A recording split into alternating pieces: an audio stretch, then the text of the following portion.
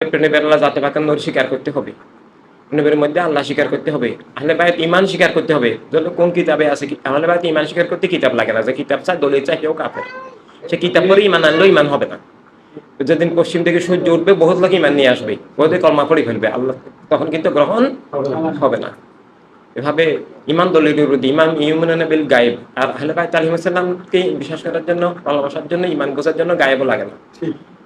এটা তো ঈমানের একবারে মৌলিক বিষয়।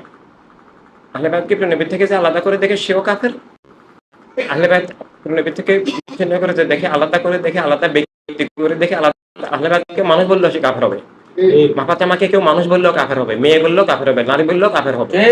নবীর নূর হিসাবে দেখতে হবে। এগুলো বাহ্যিক বাহ্যিক ভাবে আমরা দেখি না।